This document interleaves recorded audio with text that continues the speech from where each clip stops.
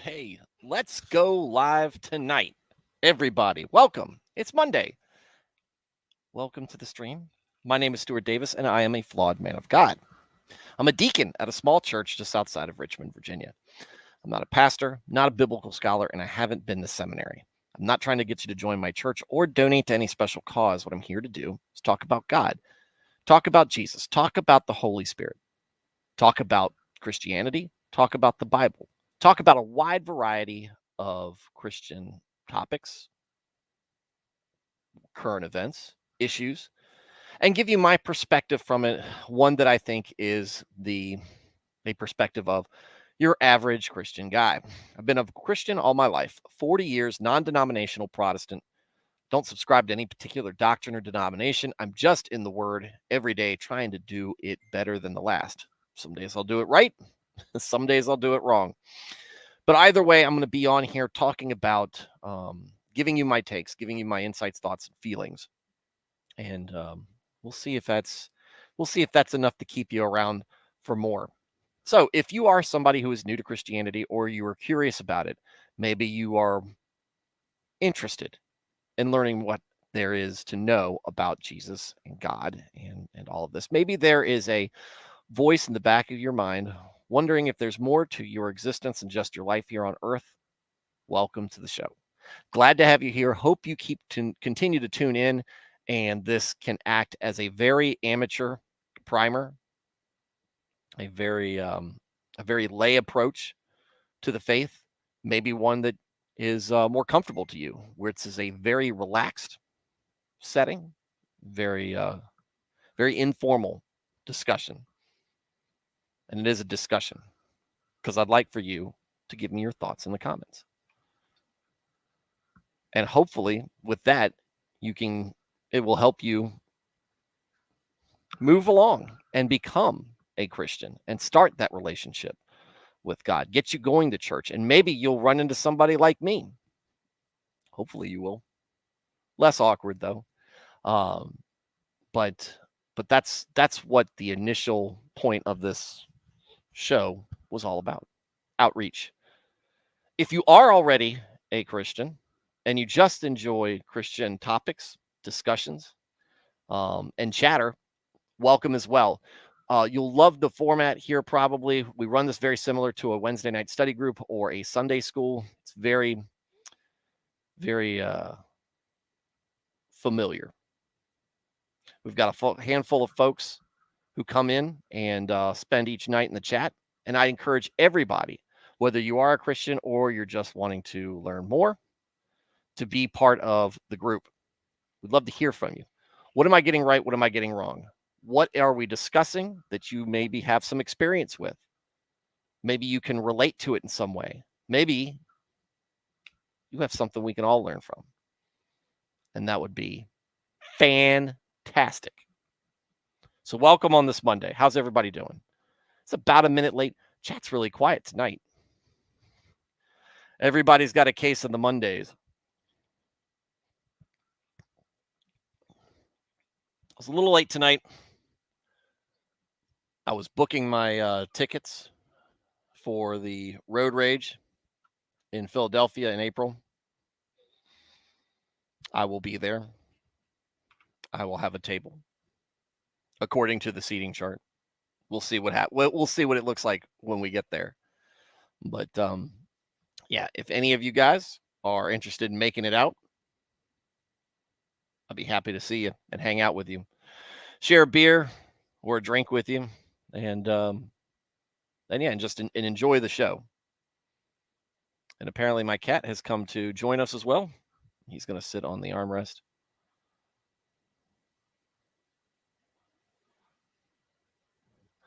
That's Ron, everybody. Ron's a good cat. Ron catches mice. Don't you, buddy? Anyway, all right. So hopefully everybody's weekend went well. We are starting up a new time this evening for the show moving forward. We're going to be starting the show around 8:30 every night. Dresden second. Dresden, part of me apologizes for this. I know this makes the show later in the evening for you, being in the UK.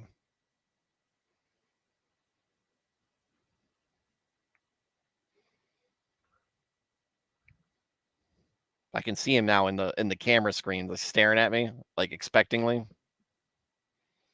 Usually he just does this during the workday. He's my work buddy. He's my coworker most of the time. But he was off and about doing different things today, I guess. And so he didn't get enough time with me, apparently. It's 1:40 a.m. Dresden, why are you up so late? Hopefully you're working like a night shift or something like that. Good Lord.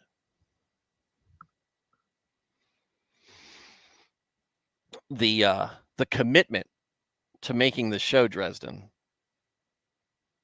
is impressive. Impressive. And folks tuning in or catching this on the replay, Dresden checks in pretty much every night. Pretty much every night I stream, which is great. Blaine, on the other hand, it's what? Almost dinner time for you, Blaine? Almost sushi time or ramen time or whatever. It's almost food truck time, food trailer time. And thank you for the invite for your show yesterday. I crashed. So Friday night we went out to go see my buddy play. He was playing a little bit later. He was playing at this bar. Did a great job. Didn't play Rooster though, so I was a little irritated about it.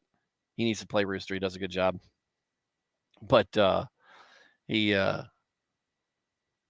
when we were there, and normally I'm the one that's up. And my wife is the one that crashes. She's the early to bed type, and I am the late to bed type. And I can operate on less sleep than her, probably. Though now I can get away with less sleep and operate fine. She desires more sleep than she gets with 2 kids, right? So I told her she was going to need to take it easy this weekend, but I guess she was ready for it. Just so you know, Blaine,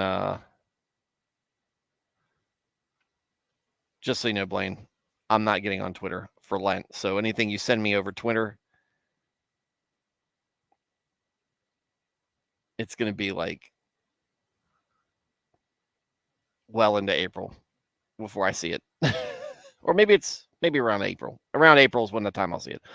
When Lent ends, which is whenever, then I'll be back on Twitter. I'm not on Facebook anyway. But anyway, so normally I'm the one who's hopping it late at night, and she's the one who's ready to go to bed. No, not Friday. Friday she was up hanging with the ladies at the bar, and I was hanging out. Some of the Sunday school, the folks older than us, had come to see him and have some time together. So we were all sitting around. Look at that.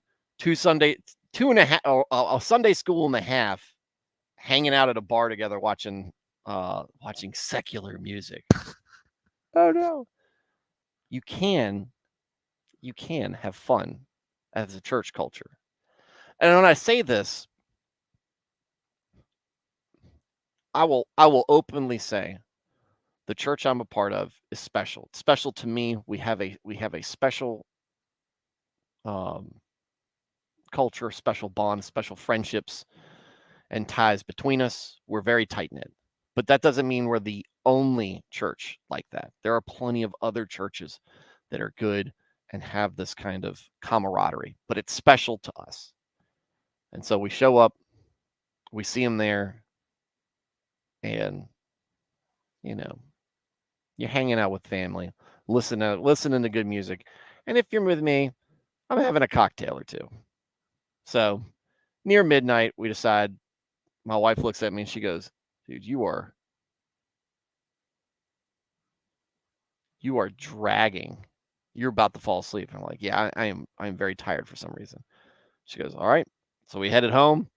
Uh, went to the bedroom, laid down, and I was gone.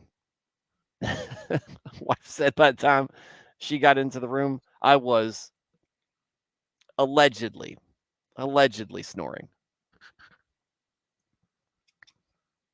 I'm not sure. I'm not sure about that. I've never heard myself snore. So until then, they're terrible rumors. Terrible rumors. But yes. Other than that, pretty productive weekend. At the same time, relaxing. Good times. It's good times. So, this week, I think it's a wide open week. So I think I'll probably be at this point. My plan is to stream every day this week. So there you go. We will be finishing Kings. We will be finishing Second Kings. So I guess we'll be finishing all of Kings. We will finish that tomorrow. And we will be entering Chronicles, the Chronicles of the Kings, with First Chronicles, and we'll start digging into that. And I'll see what I can do about getting us some guests.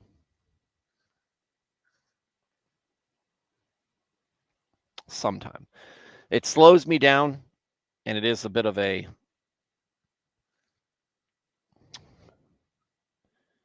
obstacle when a lot of my contacts I would communicate via social media, and I'm off of social media. But maybe I'll reach out to Christian Mario. Maybe I've got a couple of local guys I've been wanting to get on to talk that have intriguing things to talk about. And we'll go from there. So, all right. Well, it's quiet. We're heading towards 15 minutes today. And yeah. Let's talk about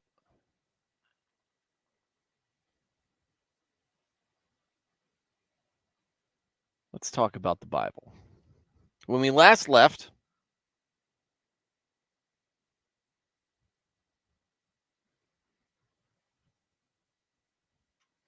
Hezekiah had just passed away. We left Hezekiah after he had done many good things. Many good things. And we see what faith in the Lord can do. It is something that many have had in Israel and Judah have forgotten. But Hezekiah did not forget. Hezekiah remembered. And so much of Israel's problems, so much of Judah's problems, so much of the problems that you see throughout the Old Testament and in the New Testament and today in our own lives, me, you, your buddies, your enemies, your family, those you're estranged from, doesn't matter. We've all forgotten. Some of us don't believe. Some of us do believe. Some of us are fastidious about trying to remember. Some of us are righteous. But we all forget from time to time. Most of us, let's be honest, most of us are middle of the road. Most of us are middle of the road. So having said that, we see a guy who goes the extra mile in Hezekiah. Judah has had a much better track record of kings that did good in the eyes of the Lord. But what everybody failed to do, including King Solomon, was tear down the high places that the Israelites had put up, or the Judeans had put up, to worship other gods, make sacrifices to them, and do these other things. The real problem with this, I mean, it's a problem in and of itself, right? It's sinning. But it's not just sinning. It's violation of the very first commandment. And second,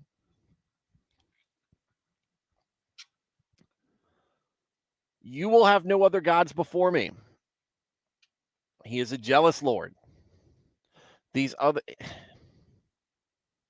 imagine this, right? Imagine you're a parent. Maybe you are already. Or imagine your parents.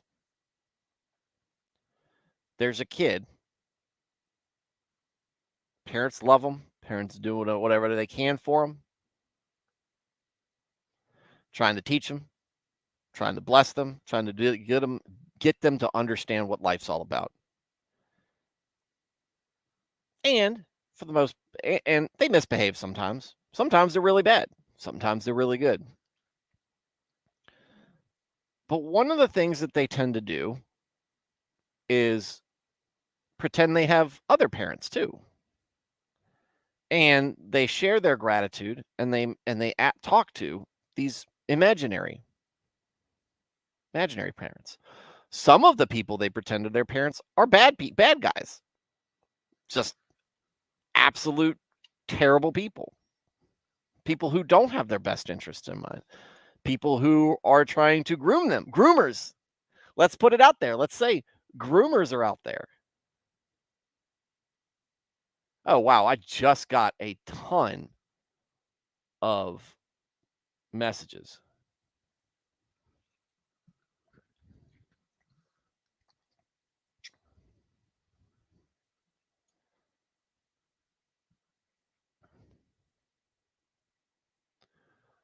Blaine, message me over Facebook Messenger, and then I'll give you my cell phone. Sorry, guys. The chat just for some reason just uploaded the last 12 minutes of chat. Here, I thought it was us quiet. Text in Italian. How's it going, sir?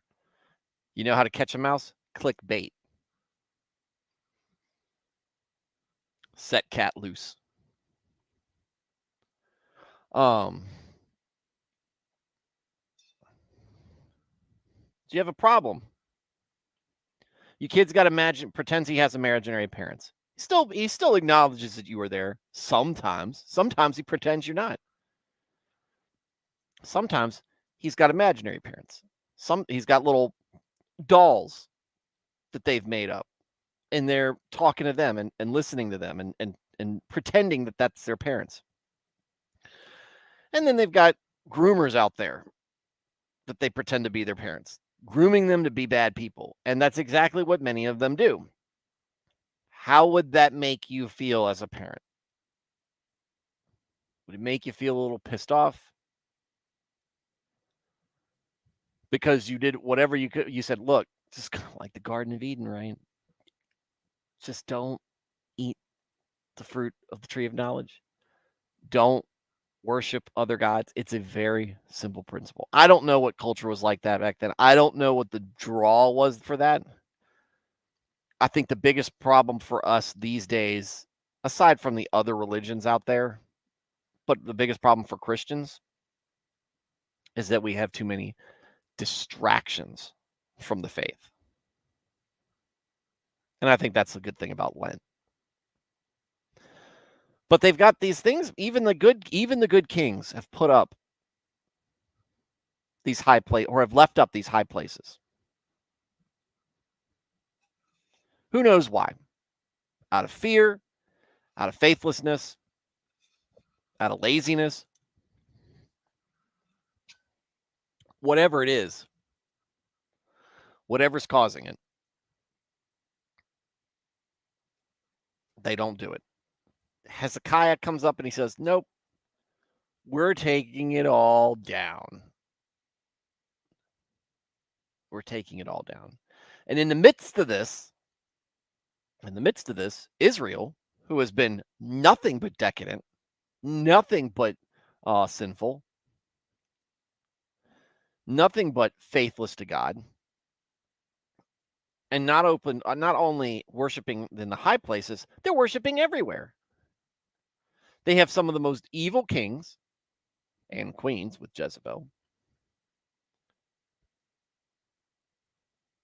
And it's like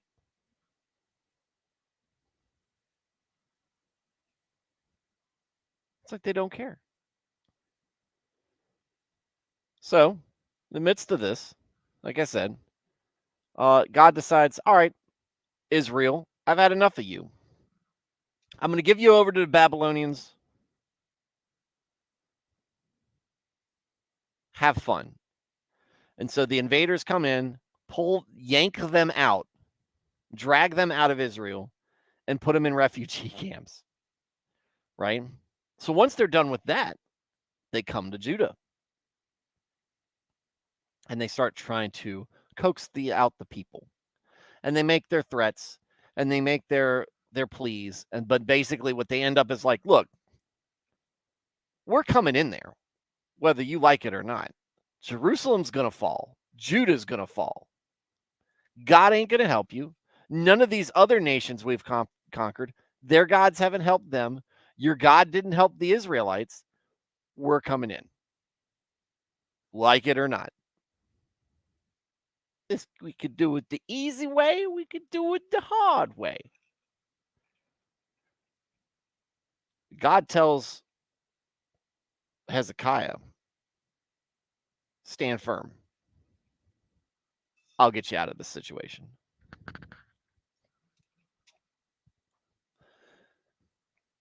And so he does. He wipes out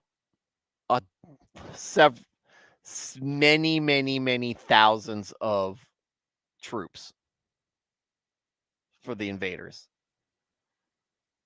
And then the king runs home and then gets assassinated by his own sons.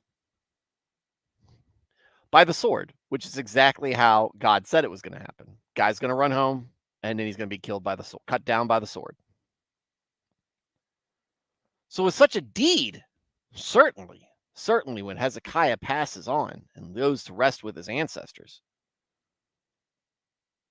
we're going to see people grateful and honoring God. Let's find out as we enter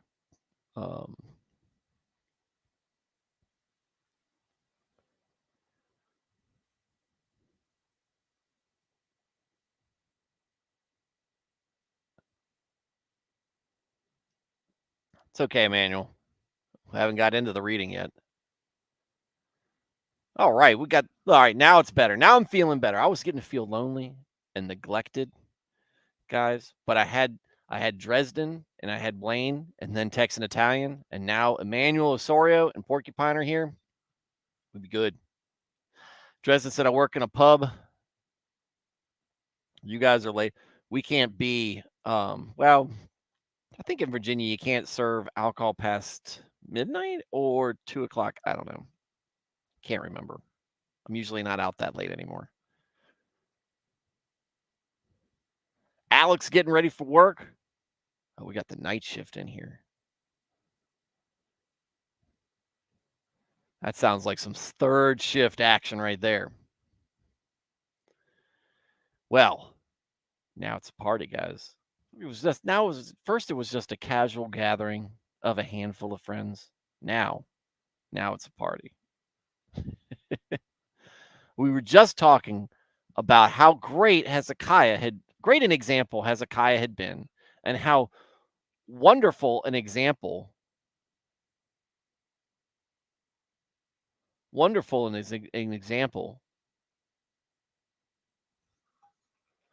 God had set. What a thing he had done to show the Judeans he was still there. He's still paying attention and still ready to bless them if they follow the law. The same law that Moses told them to follow and warned them. The same law that Joshua told them to follow and warned them what would happen if they didn't. The same law that David and Solomon warned them about and told them what would happen if they didn't, several times. In fact, it's read every 7 years, apparently, right? Which isn't a bad, or was it 3 years? Periodically, there's a great gathering, and this is read. The book of the law of Moses is read, so everybody knows what the laws are. Everybody can listen to Moses' farewell address to the Israelites. Everybody can understand exactly what the score is. So, in chapter 21 of 2 Kings, Manasseh, king of Judah. Manasseh was 12 years old when he became king, and he reigned in Jerusalem 55 years. His mother's name was Hephzibah.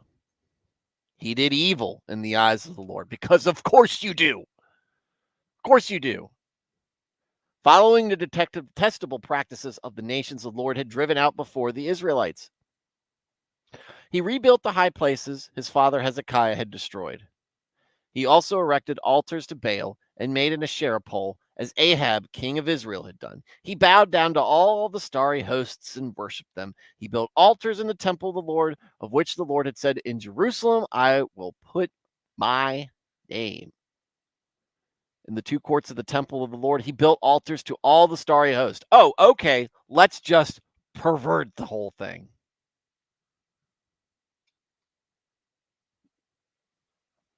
Yeah, federally, you can't serve alcohol past 2. It's like in the election sports season. Every gap of years, there's people paying attention to the nation. There's allegedly, there's people paying attention. But there is no election of kings, but everybody's just doing what they want. So who knows what's being read if they're actually doing the readings? So much else has been ignored. It feels like maybe that there was an instance in the Constitution, and maybe we should read for everybody the Constitution every few years. That would be a great thing. Read the Constitution every election season, right? Have a broadcast, have all the news networks broadcast the reading of the Constitution from beginning to end, like it's the State of the Union. It should be. We would never do that. Maybe that's the same thing going on. We ignore the Constitution today. We've ignored it for years. We've ignored it since Reconstruction, with the destruction of the 10th Amendment, really, or the neutering of the 10th Amendment. Before that, even.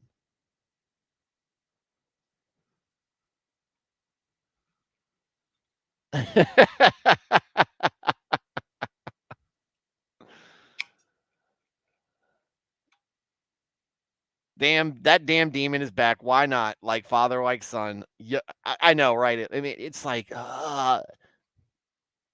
Matthew, welcome to the chat. Blaine said, sadly, you probably stopped that phrase at read the Constitution. Yeah, period. Just period. We don't even do a good job of doing that in school. Now, I was a senior in high school in AP government. I was taking AP government, senior in high school, for the Bush-Gore election. And that was, I actually had a pretty good history teacher. The advent of Fox was that people had started watching Fox, like Fox was on the rise, right? But my teacher told me after told the whole class, and probably the other classes as well, what you're seeing with this election and the Supreme Court ruling and all the chaos that was ensuing. Like, we were watching it every morning. That was my homeroom, was actually my AP government class. Every morning we would watch the news. We watch a little bit of sports too. He was a football coach too. Watch a little bit of sports. Then we'd find out the latest on the run up to the election, and all the mayhem until January that was going on. He said, this is an insane thing that's happening. This is unprecedented what we're witnessing right now with this, with what was going on in Florida and the hanging chads, the Chad hangers, or whatever you wanted to call them. It was crazy. And I thought that he said, you might never see anything like this again. And while we really haven't in that case, how weird has this stuff gotten in the past 4 or 5 years? But yeah, perfect example. We've ignored the Constitution for decades. For decades. And very similarly, so has the Israelites forgotten a much more important set of laws, the laws of Moses, the laws of God and the covenant he made with Moses and the Israelites, and that the very thing that Jesus says, if you love me, keep my commandments. They're ignoring this at this point. Blaine said, I read it in '08, senior civics class. Lucky class during election. Of course, that was Christian school that put my family into bankruptcy. Ugh. Sorry to hear that, Blaine.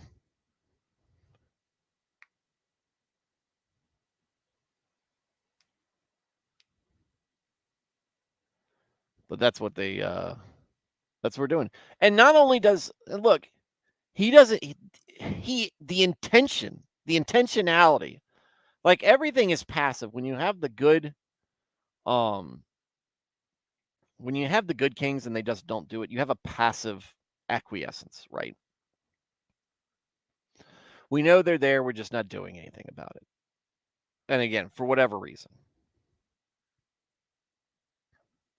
This man intentionally put him back. And not only this, he went into the temple of the Lord, King Solomon's temple, this great work that was done to honor God and worship him and be a testament to the Israelites honoring and worshiping of God. Now he's put altars to all the starry hosts, which means Baal. And here we go. Right after this, verse 6, he sacrificed his own son in the fire, practiced divination, sought omens, and consulted mediums and spiritists. He did much evil in the eyes of the Lord, arousing his anger. Well, yeah. And Emmanuel right here, you were supposed to destroy sin, not join it. Heaven has the high ground. Some people just want to watch it burn. I don't understand this. Don't understand this. And yet,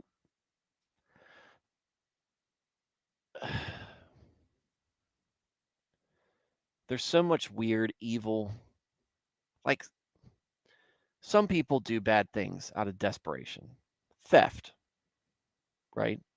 People who are hungry, who are desperate, might kill or steal. It doesn't make it right, but at least you understand the motivation behind it, the desperation behind it. Some people commit sins that really just, why? Serial killers, right? Human traffickers, groomers. You don't, what's, you, I don't understand it. I don't understand it. I don't understand why people desire to do the wrong thing so much. In those ways, like just some things that give you no wholesome gratification whatsoever.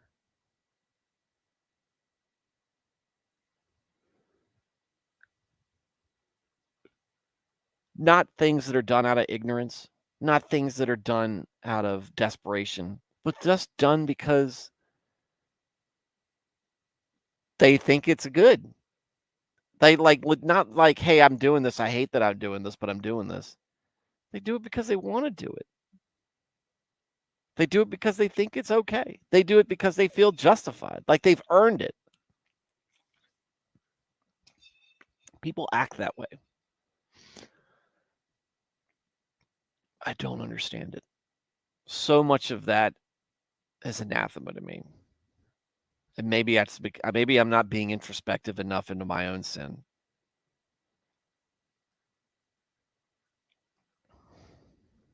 I don't know. Emmanuel said maybe he hated his dad so much that he wanted to do the exact opposite of being righteous. Maybe. Maybe. I don't know. Maybe his mom corrupted him. Maybe they ignored him. Maybe he was just a bad egg. Sacrificed your own son. Practiced divination. Sought omens. He did much evil in the eyes of the Lord, arousing his anger. Here's the thing. God doesn't want you to sacrifice your kids or anybody. He'll sacrifice his son for you. He took the carved Asherah pole he had made and put it in the temple, of which the Lord had said to David and his son Solomon, in this temple and in Jerusalem, which I have chosen out of all the tribes of Israel, I will put my name forever. I will not again make the feet of the Israelites wander from the land I gave their ancestors, if only they will be careful to do everything I commanded them and will keep the whole law that my servant Moses gave them. We're doing a rehashing of this, by the way. But the people did not listen. Manasseh led them astray, so that they did more evil than the nations of the Lord had destroyed before the Lord. The people did not listen. Manasseh led them astray, so that they did more evil than the nations the Lord had destroyed before the Israelites. They were worse than the Canaanites, the Perizzites, the Jebusites, the Hivites, any other ites that I missed along the way. The people that God spit out of Canaan and told the Israelites to put to the sword to eradicate them 100%, genocide in the Bible. For the things that they had done, they deserved to be wiped off the face of the earth. The Israelites are doing worse. The Lord said through his servants and the prophets, Manasseh, king of Judah, has committed these detestable sins. He has done more evil than the Amorites who preceded him. There's some ites I forgot. And has led Judah into sin with his idols. Therefore, this is what the Lord, the God of Israel, says: I am going to bring such disaster on Jerusalem and Judah that the ears of everyone who hears of it will tingle. I will stretch out over Jerusalem the measuring line used against Samaria and the plumb line used against the house of Ahab. I will wipe out Jerusalem as one wipes a dish, wiping it and turning it upside down. I will forsake the remnant of my inheritance and give them into the hands of enemies. They will be looted and plundered by all their enemies. They have done evil in my eyes and have aroused my anger from the day their ancestors came out of Egypt until this day. Moreover, Manasseh also shed so much innocent blood that he filled Jerusalem from end to end, besides the sin of that he had caused Judah to commit, so that they did evil in the eyes of the Lord. Yeah.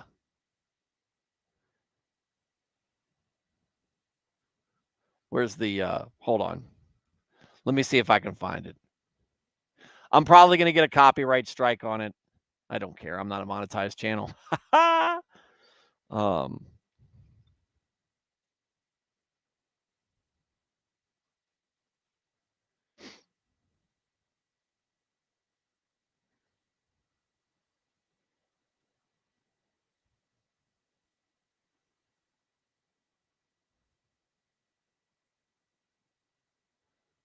hang on.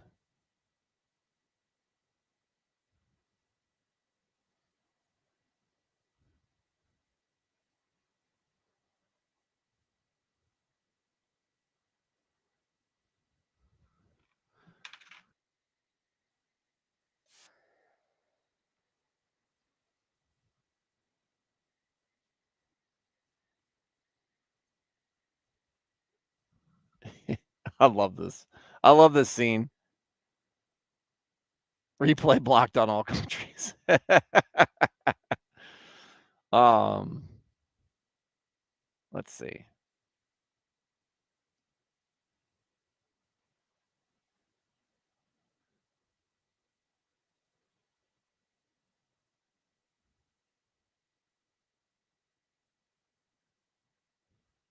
Share system audio.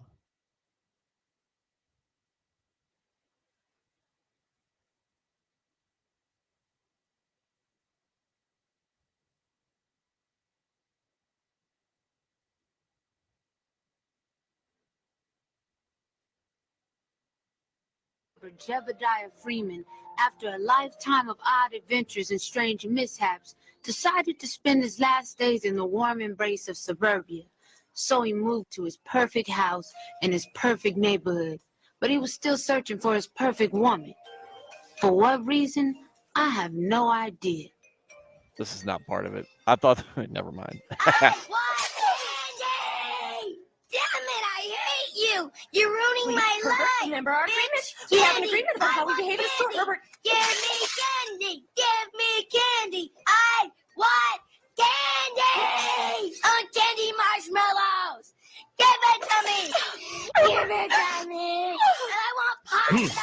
He sure looks like a handful. When he gets like this, I just don't know how to make him stop. Marshmallows! Have you ever tried beating his ass? What's the belt? You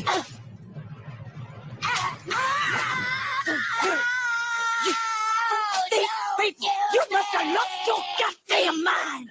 Mom! Oh, great. I just GD'd on the daggone channel. Pray for forgiveness for me. You must have lost your damn mind.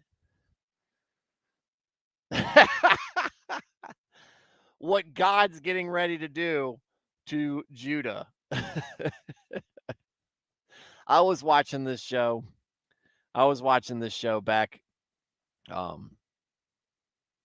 Back when I was getting ready to deploy. And then when I did deploy to Iraq, my roommate at the time and a good friend of mine, my bunkmate and I, a good friend of mine, he is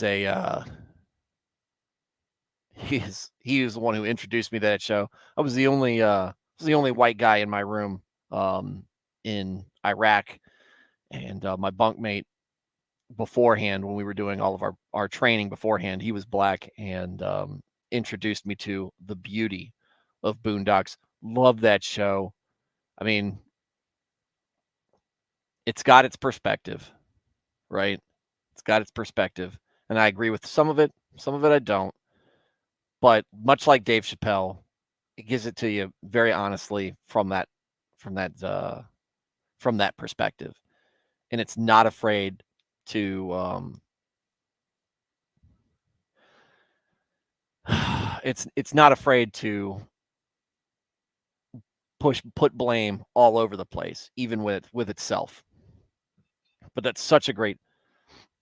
That was something that I was told by my roommates, my bunkmates, my battle buddies in Iraq, that many of them thought that white people, white parents don't beat their kids. And I said, well, you say that, but my parents beat the snot out of me on a regular basis.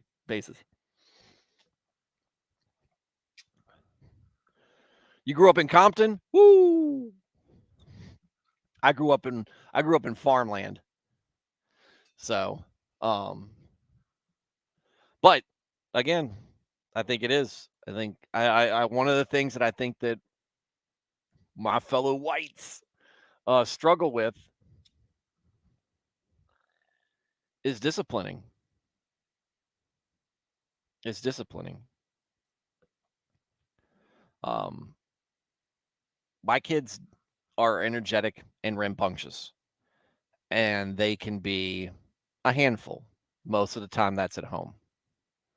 I don't need to spank my kids because I know how to get them in other ways. My son, timeout. Put him in the corner. You take any type of distraction or entertainment away, you deprive him of sensory input, and it drives him insane. How do I know this?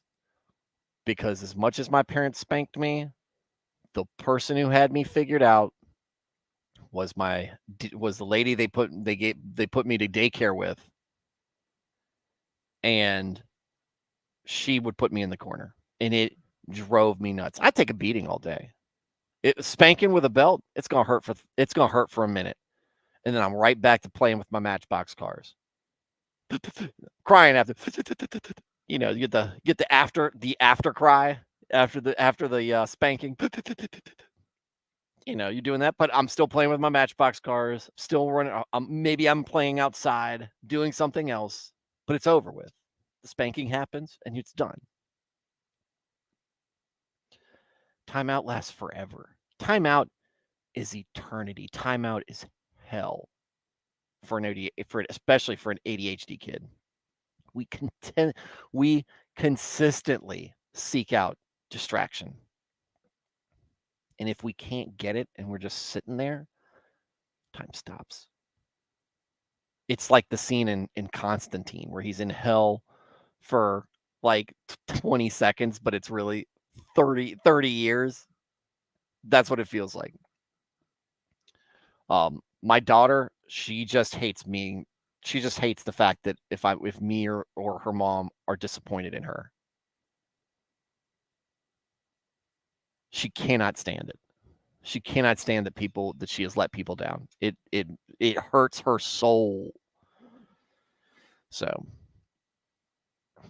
not that I haven't had to threaten the ass whipping before or to this day. Not to say that doesn't happen.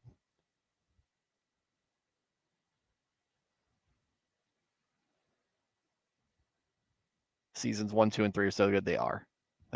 Discipline versus beating. Discipline is being a good parent is knowing what works with your kid.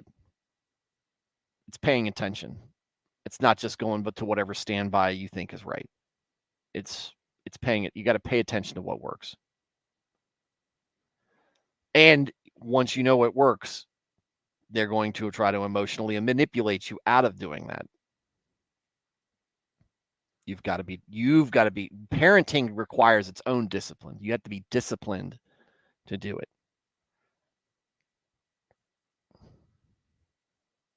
Emmanuel, Linwood to be correct, about half a mile from there, but the lessons in the way of life there are basically the same. Yeah, I've heard about Linwood. Linwood's in there too, and again, you're not that far away from there. It's a rough life.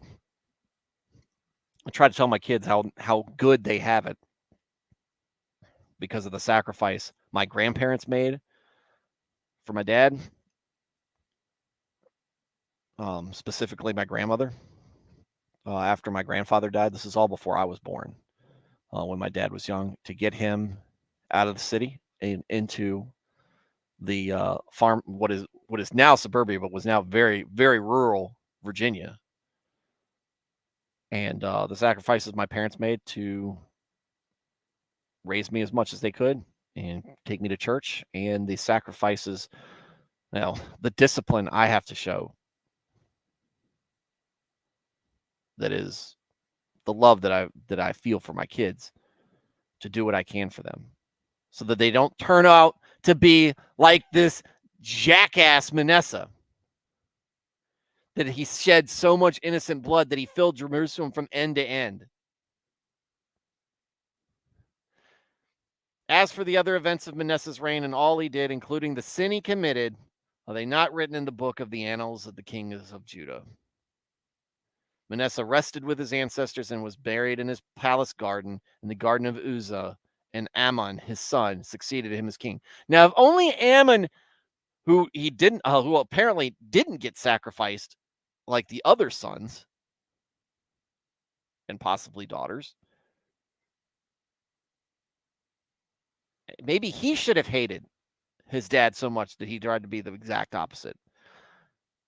Blaine, timeout is proof that time travel is possible. It is true. The theory of relativity is indeed a thing. Ammon was 22 years old when he became king, and he reigned in Jerusalem 2 years. His mother's name was Meshelemeth, whatever, daughter of Haruz. She was from Jotbah. He did evil in the eyes of the Lord, as his father Manasseh had done, so apparently he's a jerk as well. He followed completely the ways of his father, worshiping idols his father had worshipped and bowing down to him. He forsook the Lord, the God of his ancestors, and did not walk in obedience to him. All the things you were told to do, you didn't do. You just ignored them. And all the things you were told not to do, you did it anyway. Habitual line steppers. Ammon's officials conspired against him and assassinated the king in his palace. Good riddance. Then the people of the land killed all who had plotted against King Ammon, and they made Josiah, his son, king in his place. As for the other events of Ammon's reign and what he did, are they not written in the book of the annals of the kings of Judah? He was buried in his tomb in the garden of Uzzah, and Josiah, his son, succeeded him as king, who could not have been that old if he was 24, if his dad was 24 when he was assassinated. Of course, he must have started somewhat young because Josiah was 8 years old when he became king, and he reigned in Jerusalem 31 years. The book, by the way, this is chapter 22. His mother's name was Jedediah, daughter of Adadiah, and she was from Boskath. He did what was right in the eyes of the Lord and followed completely the ways of his father David, not turning aside from the left or the right. Hey! 31 years of rule.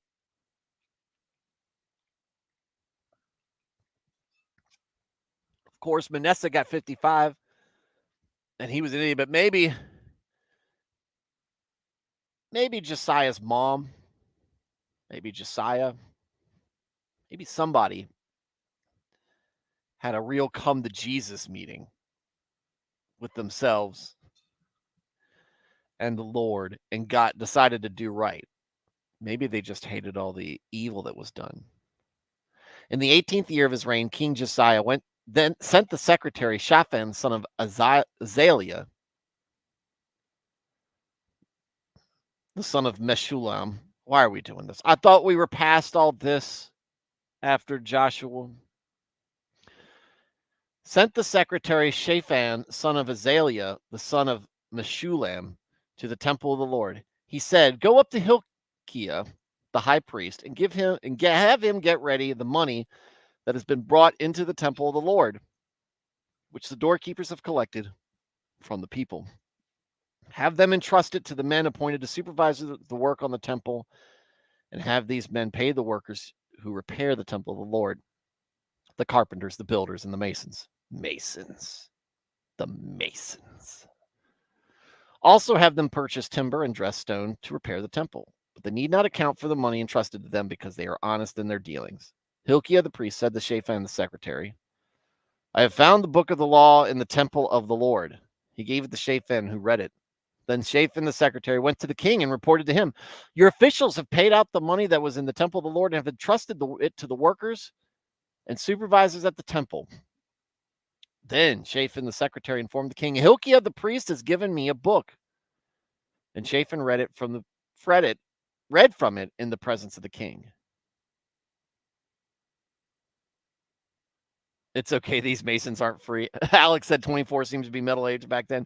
Depending on which king you are, you might not even make it that long. But yeah, good point, Alex. Kings be dropping left and right, and sometimes they just last forever. You never know. It's just a roll of the dice.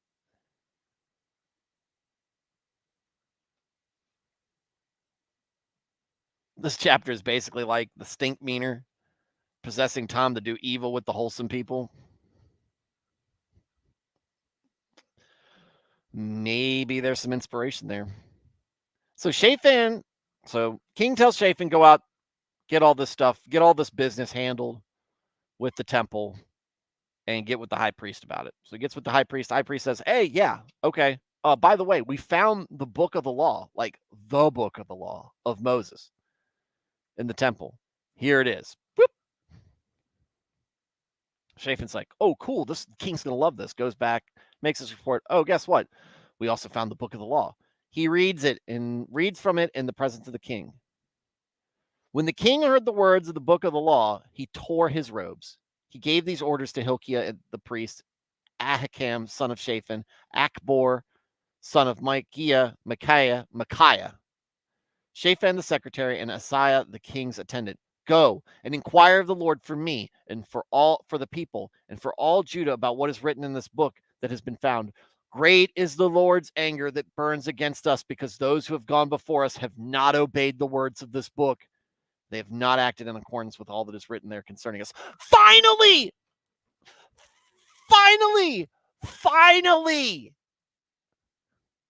You imagine being this king? You think you're doing all right, and hey, but your dad and your grandfather were assholes, and so they didn't, they were doing all the wrong things, and I just need to do the opposite of them. And then they find the book that you're supposed to use as your guidelines all this time, and all the stuff that they're reading is wrong. Imagine being you. Imagine you being Josiah, hearing this, and you're in charge. You're responsible as king for all these people, and you're reading this. You're hearing this for the first time. What a moment. To quote Jeremy Clarkson, poo comes out. Go and inquire of the Lord for me and for the people and for all the Judah about what is written in this book that has been found. Great is the Lord's anger that burns against us, because those who have gone before us have not obeyed the words of this book. They have not acted in accordance with all that is written there concerning us. Hilkiah the priest, Ahikam, Akbor, Shaphan, and Asaiah went to speak to the prophet Huldah, who was the wife of Shallum, son of Tikvah, the son of Harhas, keeper of the wardrobe. She lived in Jerusalem in the new quarter. She said to him, "This is what the Lord, the God of Israel, says. Tell the man who sent you to me. This is what the Lord said. I am going to bring disaster on this place and its people, according to everything that is everything in the book the king of Judah has read, because they have forsaken me and burned incense to other gods and aroused my anger by all the idols their hands have made. My anger will burn against this place and will not be quenched. Tell the king of Judah, who sent you to inquire of the Lord. This is what the Lord, the God of Israel, says concerning the words you heard. Because your heart was responsive, and you humbled yourself before the Lord when you heard what I had spoken against this place and its people, that they would become a curse and be laid waste, and because you tore your robes and wept in my presence, I also have heard you, declare the Lord. Therefore, I will gather you to your ancestors, and you will be buried in peace. Your eyes will not see all the disaster I'm going to bring on this place." So they took her answer back to the king.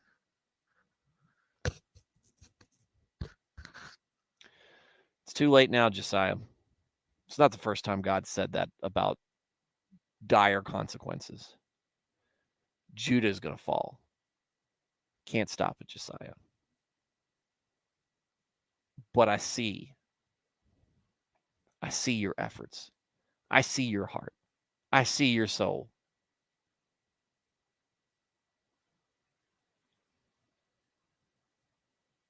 I know I know you want what is righteous. And it's because of that, because of the immediacy and the heartfelt response out of that, I'm not going to ignore that.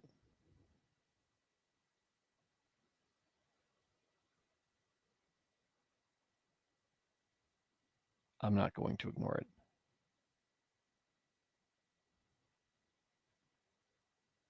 What I'm going to do is spare you this. Therefore, I will gather you to your ancestors, and you will be buried in peace. Your eyes will not see all the disaster I am going to bring to this place.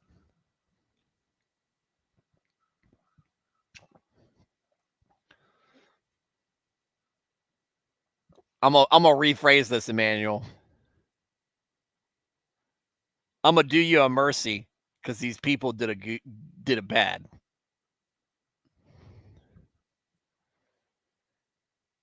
It's gonna be biblical. Like law-abiding citizen, it's gonna be biblical.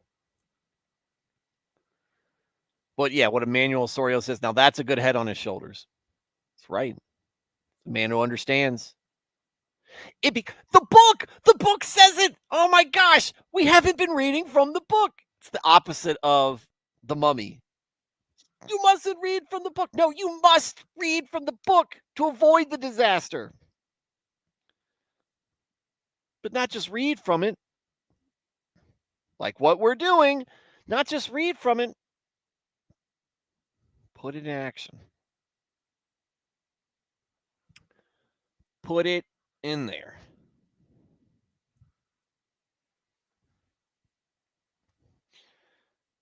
It's easy to read. It's hard to like I can read about how to lose weight. I can read about how to get in shape. And I can go, yeah, that makes sense. I should do that. Doesn't mean I'm going out there and running. Doesn't mean I'm going out there and changing my diet. That's harder. It's easy not to pay attention to it at all. It's even easier to sit there and act dumb and act ignorant and just do what I want. Which is kind of how I handle things as far as my diet and my fitness is concerned. I should probably, now that I'm in my 40th year, I should probably avoid that. I should probably start trying to take care of myself. Anyway, so here you have it. There you have it.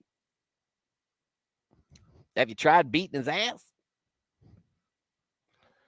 It's going to happen. It's going to happen. And part of this is going to get put on hold.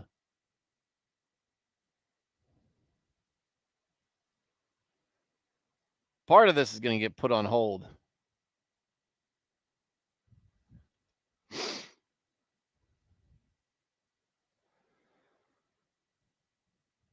Because we're going to go rehash almost this whole thing in 1st and 2nd Chronicles.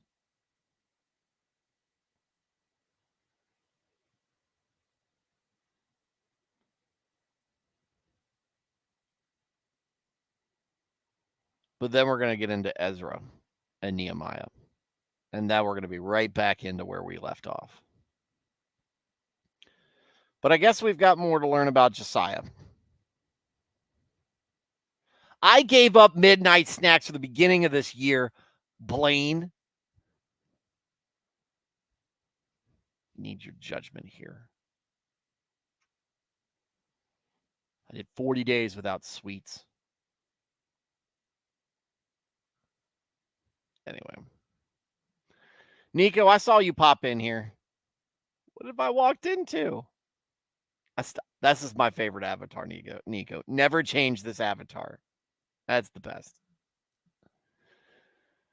But there you have it. There you have it, folks. I can only take so much, and I can't take no more. I already said that about Israel. Now it's about Judah. And look, I get it, Josiah. I know you want to do right, but we're way past the point of no return now.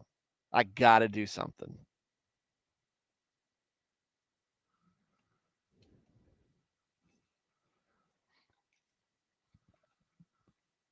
I got to do something. Y'all have behaved worst. Y'all have behaved worse than the folks I kicked out of this land for you guys.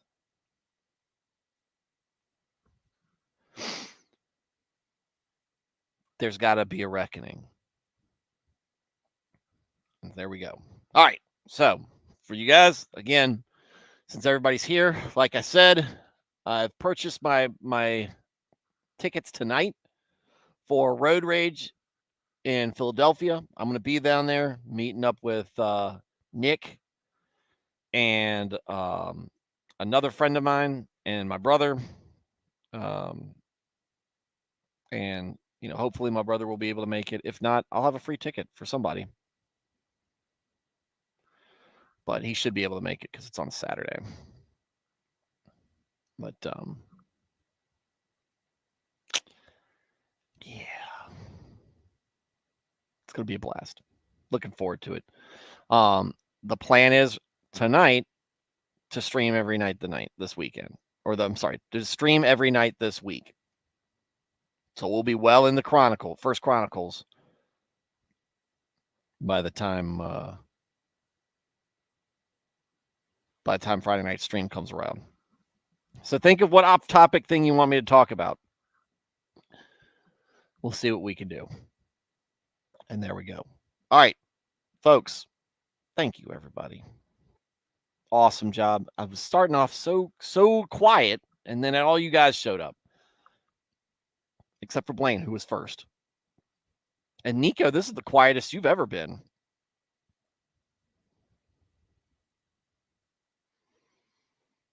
Yeah, Road Rage Philly 2K. Road Rage Philly 2.0, let's go. Unfortunately, I won't be able to make it to this one, but hopefully next Road Rage I'm there. I say it's easy for me to make these. I didn't go to the first one, actually.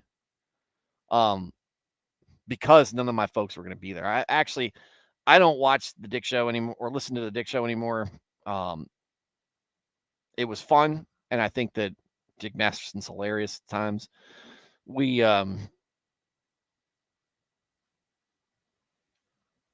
do have some disagreements on things, but which is why when I actually started listening to Nick's show, I just stuck with that. Because even it's more my speed. It's more my speed. But I'm looking forward to it. I'm looking forward to spending some time with family, for friends. I missed the big road rage in Chicago. That was the one I was planning on going to. I left out because I had some family obligations I needed to meet that were more important. But I missed meeting with Nick and our other friends as well, our other mutual friends. And I kind of regret that. But again, I don't regret prioritizing my family. But I'm sad that I had to miss it. And so I'm not going to miss it this time. And then there you have it. So that'll be good. Nico says, been busy since semester started. Good. No, busy's good, Nico. Busy's good.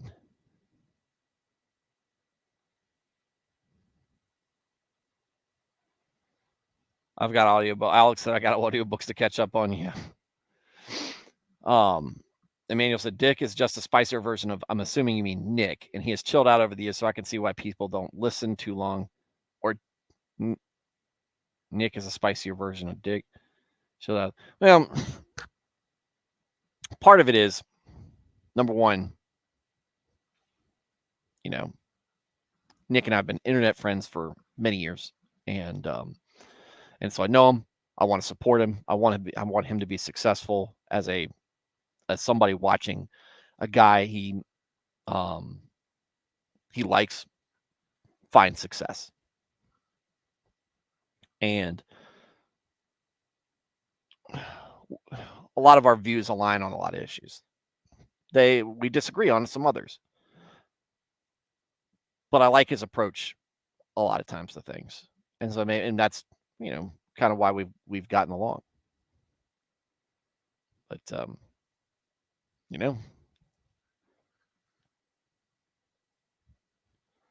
there it is. And I'm glad that he's finally been able to find Rumble and Locals where he can be a little bit more outspoken about some things. But it was, again, Dick's boisterous. He's funny. He's bombastic. He's very much in your face, which is fine. It's just like I said, I remember the Dr. Phil episode. I remember what was it? Road Rules? Was it VH1 Road Rules or whatever? I remember him starting up the biggest problem in the universe with Maddox. He is hilarious, and he brings that kind of, average. Well, what about this?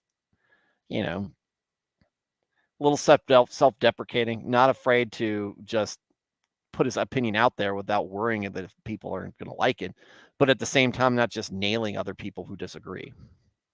There's a lot to like about Dick Masterson. But there's also, like I said, there's causes from concern. I would love for Dick Masterson to find Jesus and and walk a life more congruent with that, because I think people with intelligence, people with intelligence and fire are. I mean, I want everybody to get into heaven, but it's just like you watch that and you're like, man, God's really blessed this guy with wit and humor and cunning. Wish he'd figure it out. I wish he had the cunning. He would just use that for good, right? And that's really a lot of it. Stuff has to do with the disagree about the Bible, his takes on it. I think as a person who makes a lot of misogynistic jokes around my family and and friends, and I'm not afraid to do it. I do all understand that there is a hard line of satire with a lot of it too, because if you're married to a worthy female, like my wife is, you see many of the blessings that God bestowed upon the fair sex, and they are so divorced from the thoughts that you see parading around on Instagram and Tinder, I guess, or these other places where they whore themselves out in front of cameras and people, and they act like some of the most entitled folks. You worry, or you wonder if they have any idea that they've given up so much of the virtues that should come naturally to women. And when you find it in a woman, it is something worth admiring and adoring and falling in love with.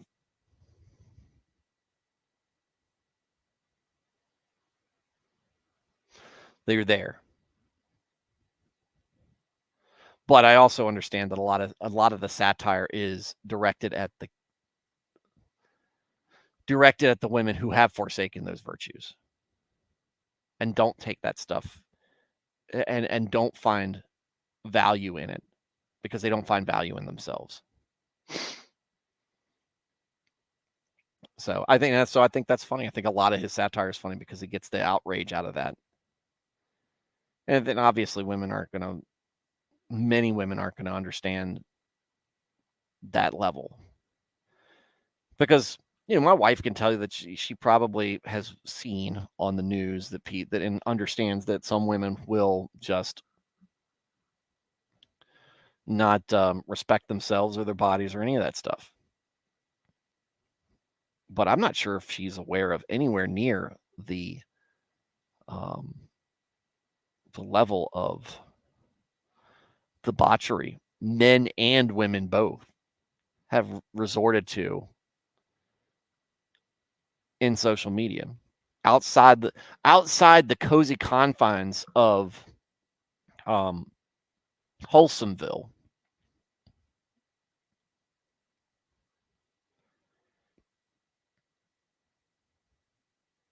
There is shocking things out there.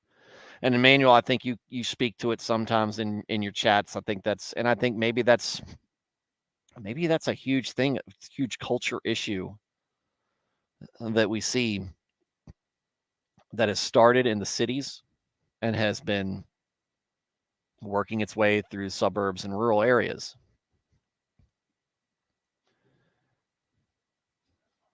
But that's what I mean. We're seeing the same. It's not new. This isn't new. This isn't there's no hope for us because as bad as we are now,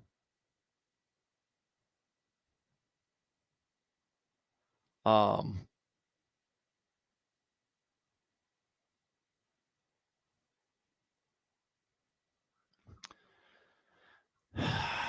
as bad as we're acting now, look at how bad they're acting in here.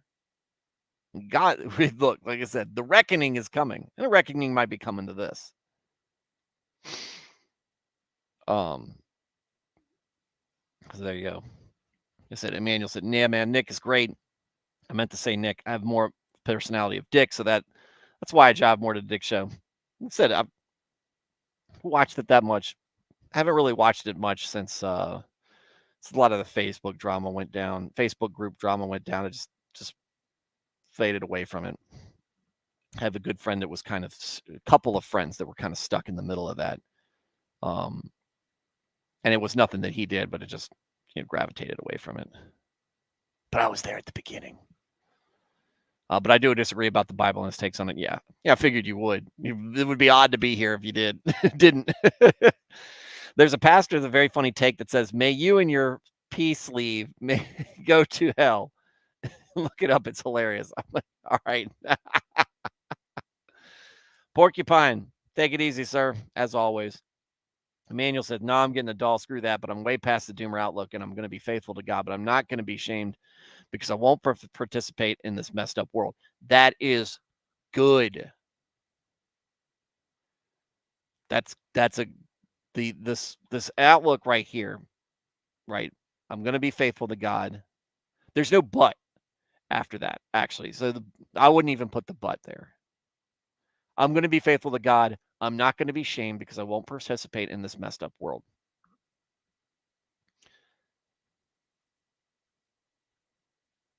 Be on the lookout for a lady who's got a similar mindset from that. This is not your quest, right? This is not some holy mission, right? But don't be shamed because you won't participate in it. But you're not alone. You're not alone. Not everything. I kind of live in a bubble. I've been outside the bubble, and I'm back in. So I understand that I am in a bubble in a tool. I've been outside of the bubble that is America, that a lot of these weirdos could not comprehend.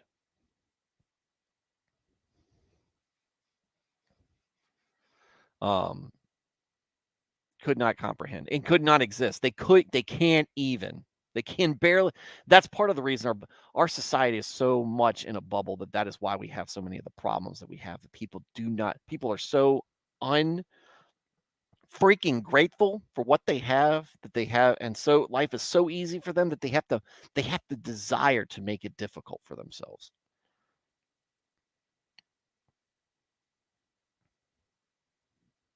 But even in Israel, there were still 7,000 righteous people.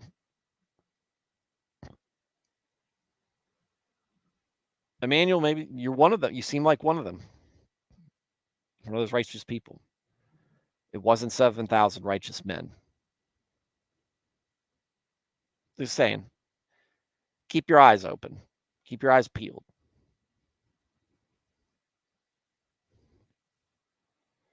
Because when you get two based people together,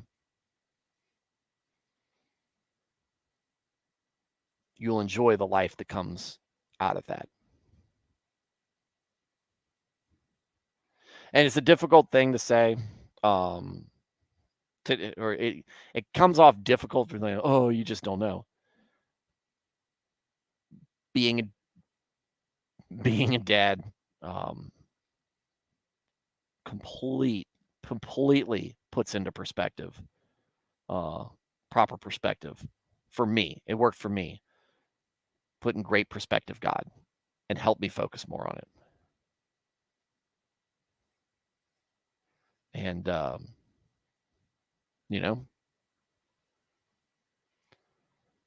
I think a lot of guys and a lot of girls, a lot of gals out there, a lot of guys and a lot of gals out there have put themselves in bad situations because they've tried to force the issue. Something I did, but I just didn't have enough charisma to succeed at it. I tried to force your way into relationships because you think you need to be there and you think that's the person it needs to be, as opposed to just letting it happen. Ignore it. Then let it come to you. When I was in Iraq, and I said, I'm not messing with any of these women that I'm deployed with. That's when my wife, who I was friends with at the time, messaged me and said, hey, had a dream about you.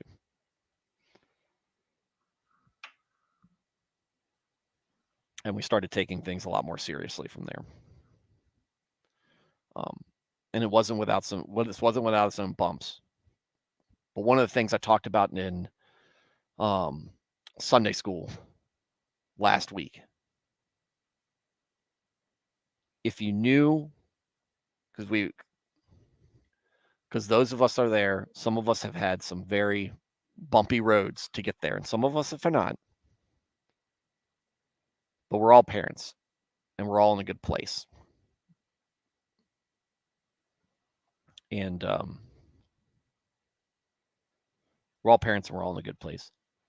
And I said, if I talked to you while you were going through your great challenges and your tragedies, and I said, this is where you're going to end up, but you just have to have faith, and you have to bear with this tragedy. Or if I went to you before those tragedies and said, you have to do this, and you have to endure this, and now you know how it's going to feel, but this is where you're going to end up in the end, would you still make those same choices? I would. Almost every single one. There's one decision I would not.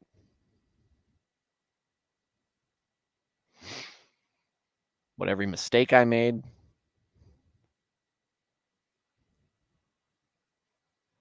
every other mistake I made, I'd endure getting my comeuppance for that, for landing me here. Lord's blessings are great for me.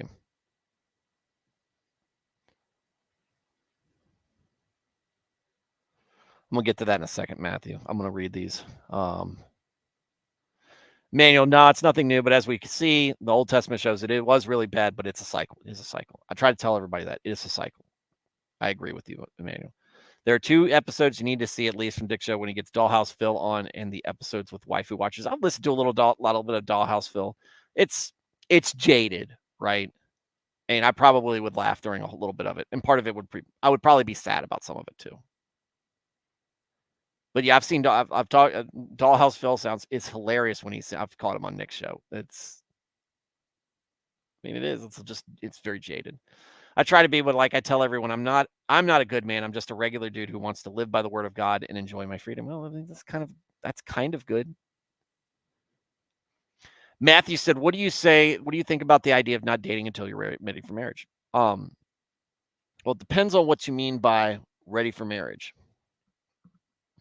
Kind of like my wife told me when I told her I was ready to have kids, or when she was ready for kids before I was, when she says, you're never going to be ready. And then she told me this, you're never going to be ready for the next one. It's the same thing with marriage. Are you ever ready for marriage?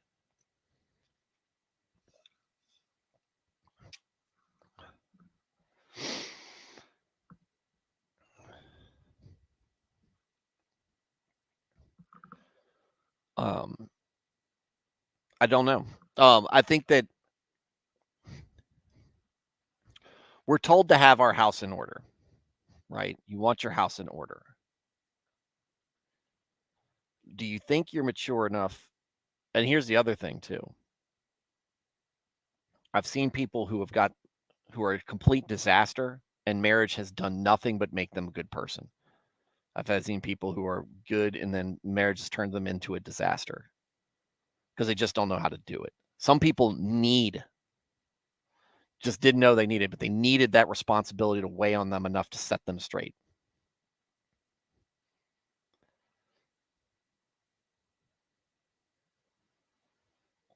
So, and other people can't handle the weight of that responsibility. Some people can't handle monogamy. Some people can't handle what a man is supposed to do for his family and what a woman needs to do for her family.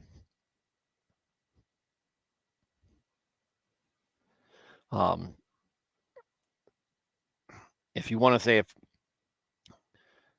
the idea of the idea of dating, I think you should get in a.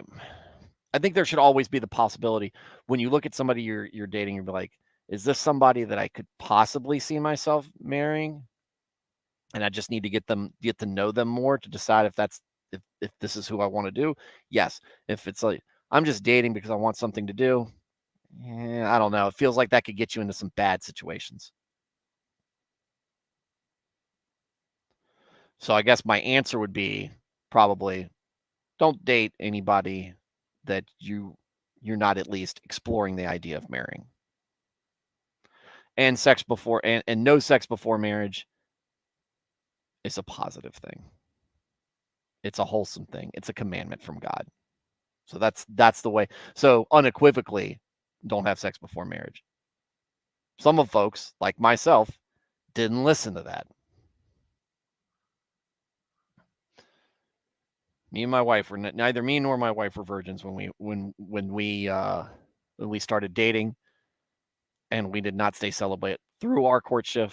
But like I said, the fact that we were we were not and very congruent with at the time my beliefs in God and my faith with God was not without consequences.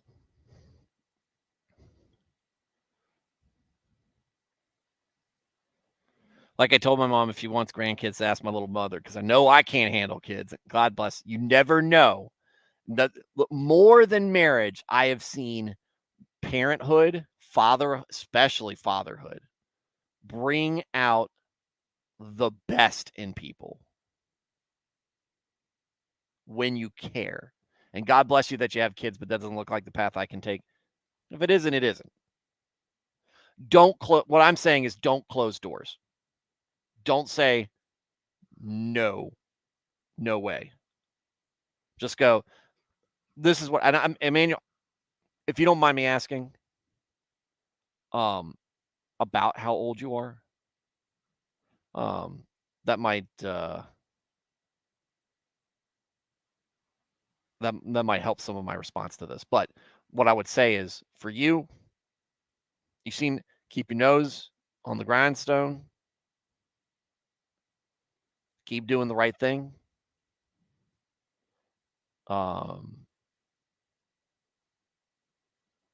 Keep your focus on God and understand the principles that are good and wholesome that you need and want in your life. Stick to those. Try to cast the others out. Understand and give yourself grace when you fall short.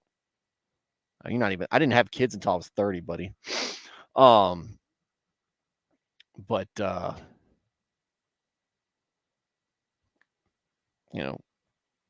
do what's right by you. And if some gal pops up and she catches your eye and she's on the same level, if y'all are on the same wavelength, don't say no just because you don't think it's possible. Don't say no just because you don't think it's possible. Let's see where it goes. Stick to your principles, though. I would say, if you're going to be in a relationship, be a man in the relationship. Right? Understand. Give her the understanding that if she's going to be in a relationship with you, she's in a relationship with a man who understands where he needs to be. And I think that much of what we have seen is the abdication of men adhering to their responsibilities as men and fathers and husbands has allowed this degenerate side of America, of Western culture, of the world to really come out. Did we take a stand? Did we abuse some things, some of our roles and positions in previous generations and previous decades? Yes. Did we not stand up for the principles, or did we fail to stand up for principles and certain other things, certain other points, principles and rules, societal norms, that we've refused to stand up for those when they were challenged as men, as leaders? We did. We refused that. And when we fail as a culture, as a collection of men, as we fail to act like the responsible men that are honest, true to the word, and genuinely loving, we're not having kids and running out on women, when we are not abusing our spouses in front of our kids, we're not setting that tone. It's kind of like what God establishes. The responsibility for a man is to lead his family and be there. And so many men in the last century or centuries, for so long, we have taken many men, not all, but many men of prominence have abused that responsibility and bastardized it and perverted it and made it into something that it was not. Whereas real men love God, love their wives, love their kids, understanding they're not perfect, and the people around them, they're not perfect, but understanding that we have to make the hard decisions, and we have to stick to our principles, and we have to make known leadership starts at the top. My example is the example that my family is going to follow. How many broken homes have begun the generation before because the man was absent in his leadership? And so the son of that man or the daughter of that man grew up not caring about the sanctity and the importance of marriage and the honor of marriage. We see it here so much. The king does not follow the ways of the Lord. We do not follow the honor, the law, and keep to those commandments. The king doesn't, and the kingdom follows. The husband and the father doesn't do those things, and the family follows. And now we've created folks who are not going to do that in their new relationship. The sons will grow up to be husbands and fathers who will not take seriously the responsibility that their dad didn't take seriously. And daughters will grow up to be wives and think that these things that husbands aren't taking those things seriously. We're reacting, and this is part of my issue with MGTOW. Be interesting to see Nick's take on it. My issue with MGTOW. Unfortunately, the change is going to have to start with us, because if we are leaders, if we are commanded to be leaders, we have to affect the change. And we have to fight for it. We have to understand that maybe there will be casualties along the way. But if we don't stand up for what's right, and that means don't marry the wrong gal, right? Don't marry the wrong person, but don't close the door, because if we shun the good women, earnestly seeking a man of conviction and honor,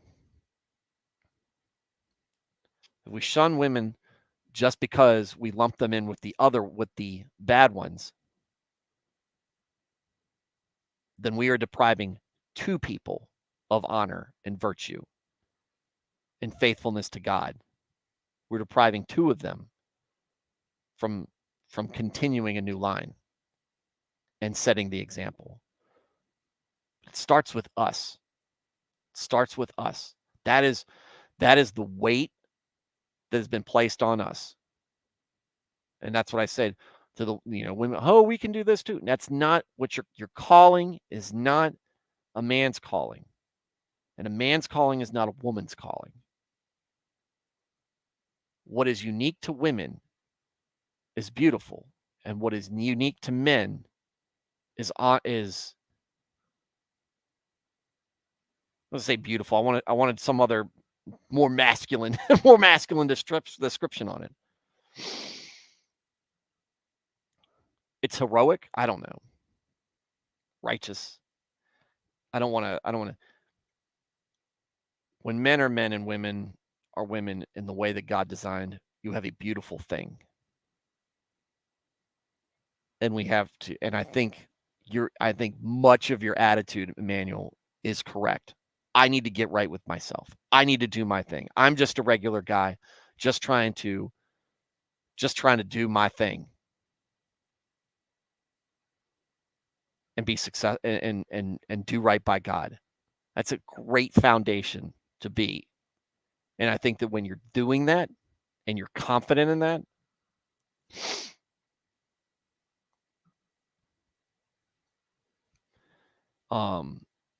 I think that women will find that attractive. But then you have to be able to discern if that's the wheat from the chaff, to put it biblically. You'll have to be able to discern the wheat from the chaff. But if your goal in life is to lead or is to live that way, I need to do right by me. I need to do right by God. I need to follow his commandments and be the guy, and just be a guy. Imagine what example that sets for a kid, son or daughter. Son or daughter.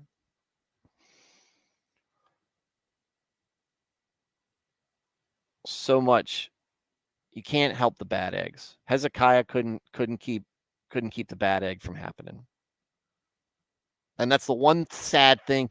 I think that's one of the saddest things that I get from reading from Joshua to Chronicles,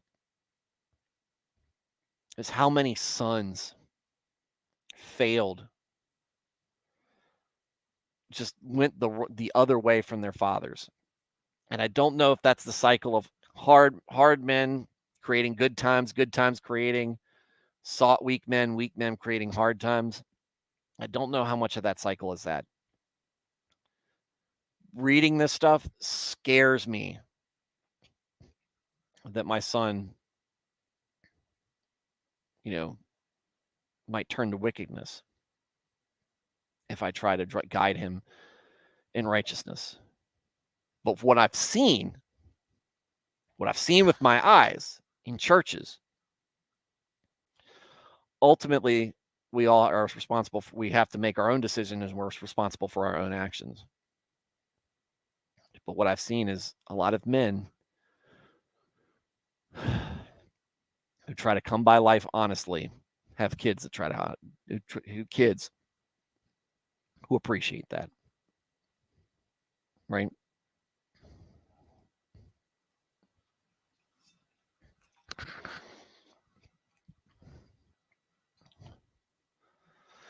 I took care of my nephews when I was younger for a couple of days, but I can't even imagine being with them each and every day. It's a little bit different. it's a little bit different. I haven't been a single parent. It's a little bit different when it's you and your wife creating something together, and then it's like being part of a unit. It's like being part of a team.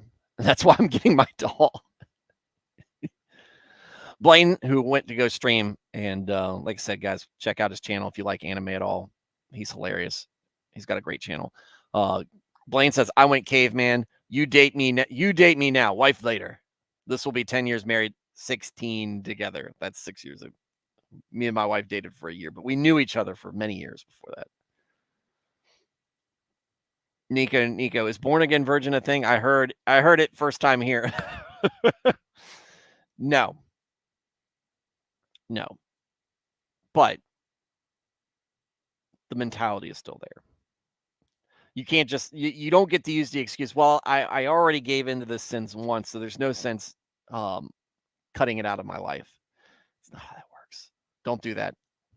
That's like some of the Catholics should go, just as long as I make it to confession, I'll be okay. You don't want that. You don't want that attitude or mindset. Matthew, thank you very much. You're welcome, and thank you for the question. Glad that my answer was pleasing.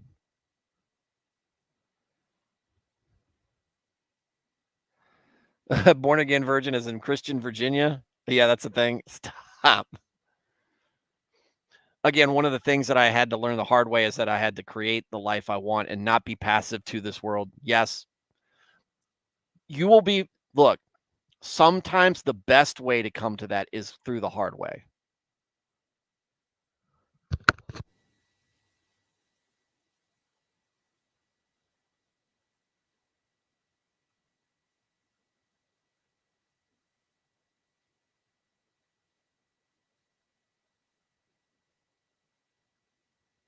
The sinus stuff. I can feel it coming on. Awful. One good thing about being a parent is that you understand the value of wet wipes and you're never without them. Like beyond just having kids, wet wipes are awesome to have at any point. And I didn't have any tissues nearby, but I did have a box of wet wipes over there when I'm eating at my desk. Let me blow my nose. Sorry.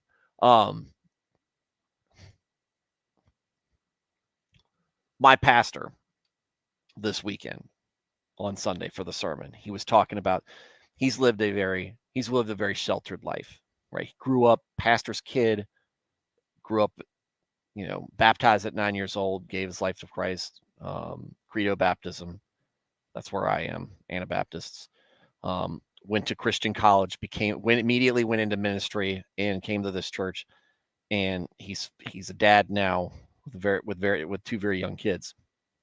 But he was talking about how he goes to Christian conventions or he hears other people give their testimonies, and it's like guys were hooked on crack, or men were in jail, and they've turned their lives around, and now you see them, these figures, right, that they've gone through the hard roads. And I know folks who've gone through rough roads. Mine has not been that rough. I don't have an amazing testimony, but others have.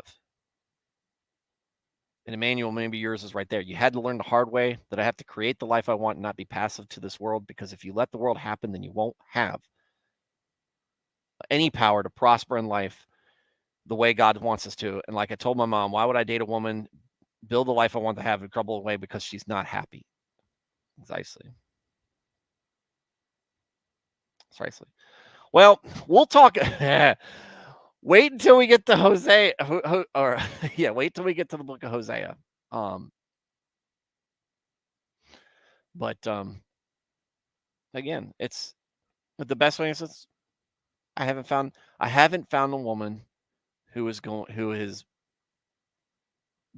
been, I think, been right to get involved with, because clearly that hasn't happened. Like I said, it might not have happened yet. 26, that's fine. You're still in your 20s. You're in your 20s and seem to be getting, if you didn't come by it a few years beforehand, but at least right now, you're entering the time where the man really starts to come out, right? You're looking forward to 30. That's when your 30 is your prime, mature, you start to hit your prime. You're realizing all this at a similar time than I was. I was a couple of years before that. But you've been around, you've been around a little bit, and you're starting to figure things out. Teenage years, early 20s, we are the worst people on the planet, men and women. And even more so now, I think, because I think the world's a lot more immature than it used to be. It's the kid in school that acts mature, but is really immature because they're so attached to the ideals that they think are right, that are really stupid once you get into the real world. That's what culture is like right now. It's very immature. And you are separating yourself from it. You're not going to let it determine how you live your life. This is a bold, big step in just general maturity, but maturity in your faith.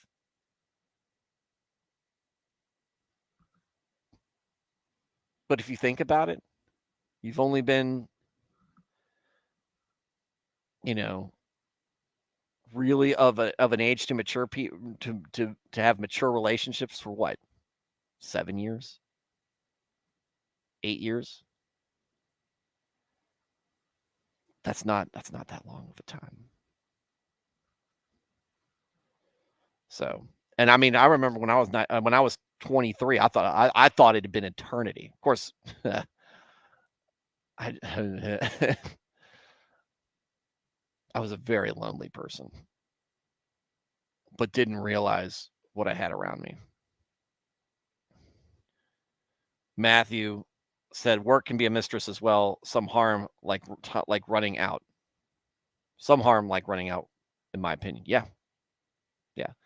We can put up. Our former pastor had a great thing when ball becomes bail, and it was talking about sports parents, because it used to be we never had sports games on Sundays, and it used to be if you had a sports game on Sunday, it would be well in the afternoon after church was over, and now they schedule games all during church time. And at what point do our distractions become these false idols?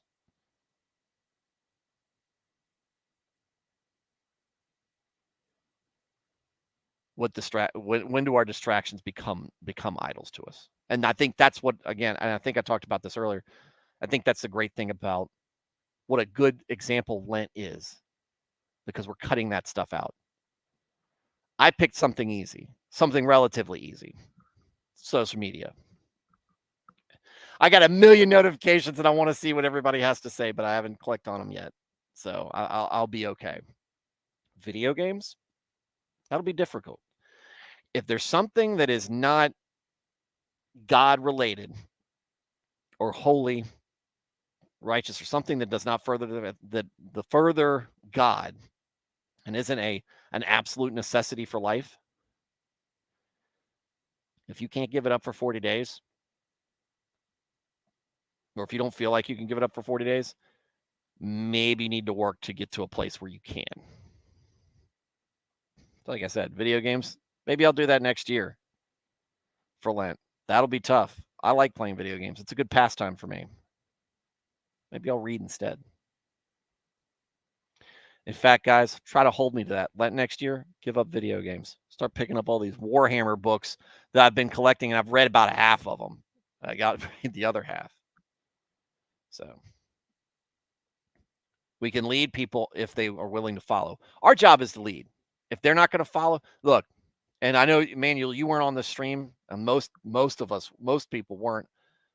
When we were doing these streams during the Exodus, there were people who didn't want to be led. You know what we did? Go your own way. I'm going to go this way. If you want to lead, if you want to do what's right, you're coming with me. If not, go do your own thing. We can't, we can't force people, but we lead by example. But there are people who genuinely seek righteousness. genuinely will seek righteousness, genuinely will seek out what is meant for us. We will find attractive in women what God has intended women to possess, to the things that the women possess, are supposed to, are called to possess. Motherly, supportive, tenderness, those things that come across. Femininity, real femininity. That's naturally attractive to us as men, because that's what God intended us to find attractive, because that's what he intended women to be. He wants us, he built us to be together. But that doesn't mean just because, I think, like I said, part of your attitude, I think is really positive. I just want you just not to, I just don't want that door to close. That's really what all I'm saying about all this. My point behind all this, don't slam the door closed and say, no, never. Just say, I'm going to be very particular about this because I keep a high value on my faith, my life, what I've built, and if I'm going to have a family, what it's going to be. It is going to be this, or it's going to be built on these foundations. This is how it's going to exist. Be picky. Be as picky as you need to be, but at the same time, gracious as well.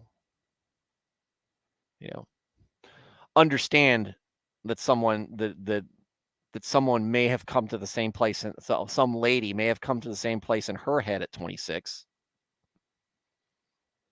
by going through a similar gauntlet than you have.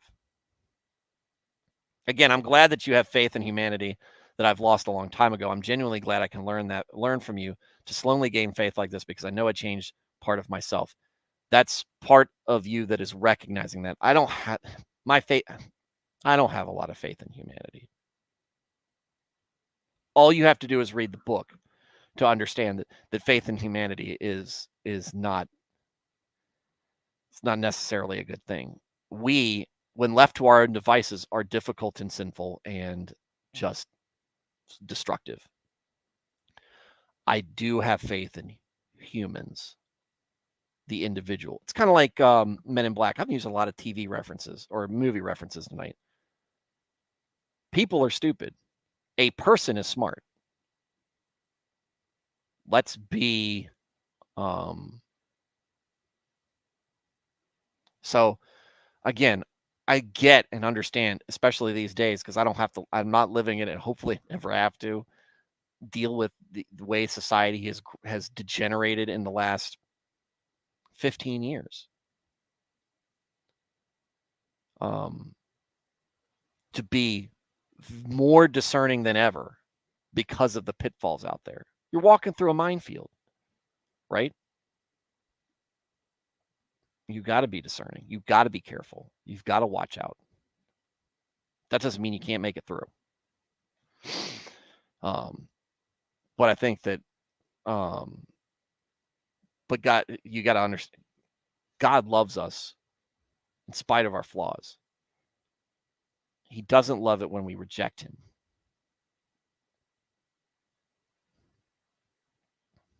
He wants us to succeed. He wants us to come to him. He wants us to invite him in. But understand it, he also created us with basic programming.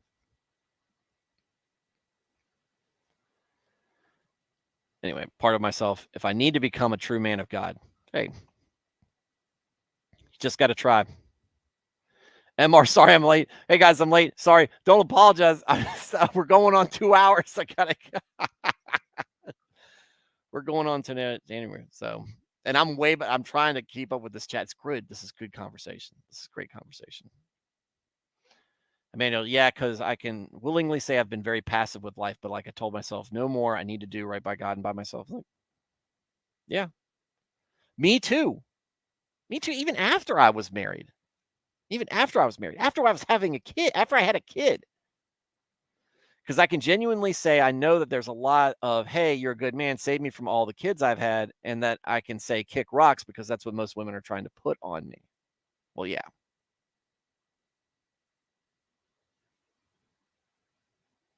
Yeah.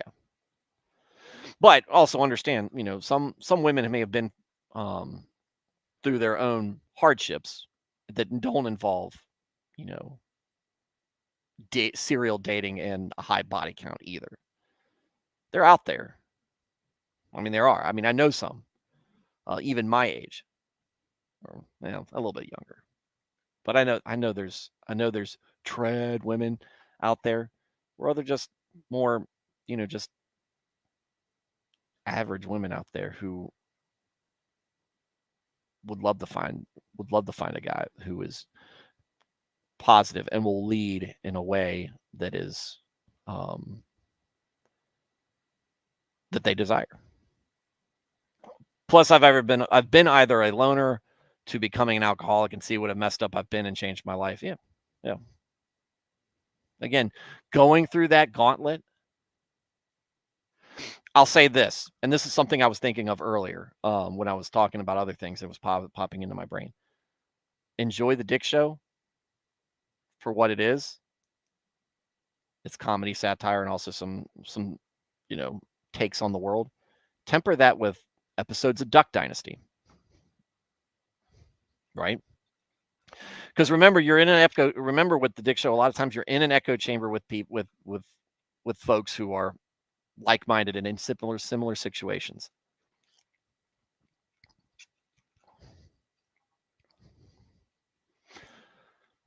Whereas there's other media out there that's good. I like to get a little bit of both flavors, right?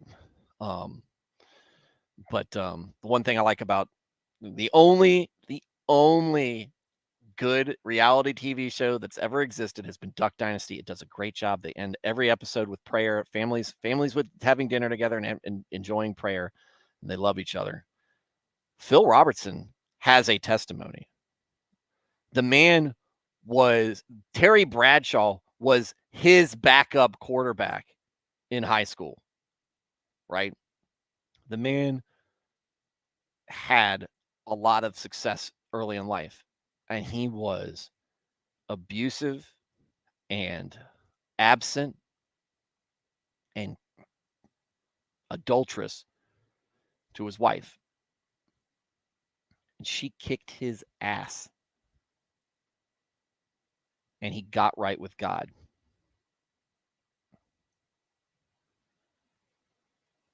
So,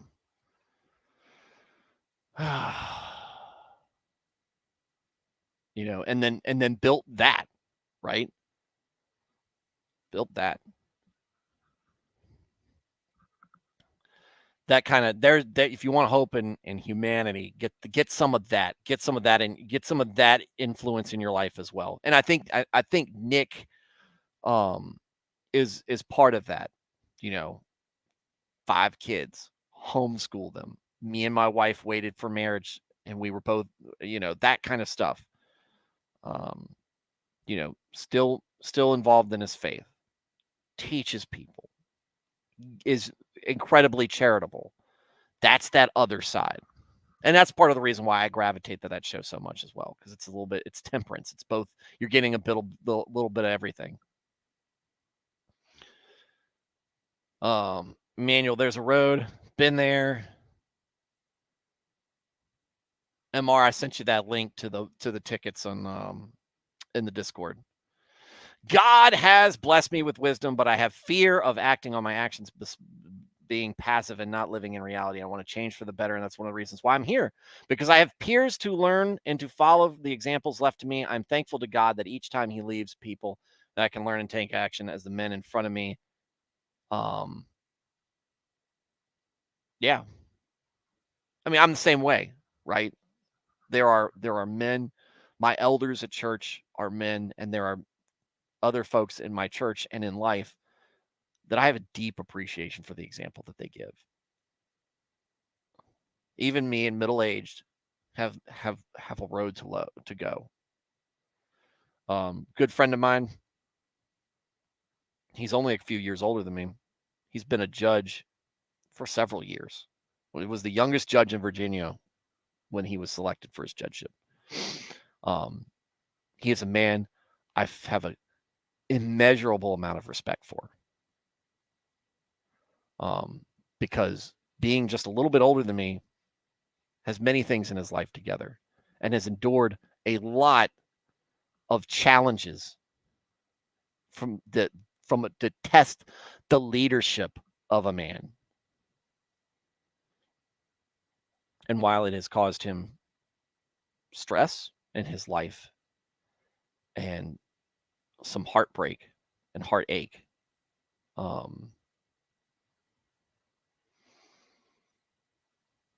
he has handled it with grace and integrity. And there's not more else I can look for in somebody to look up to. So,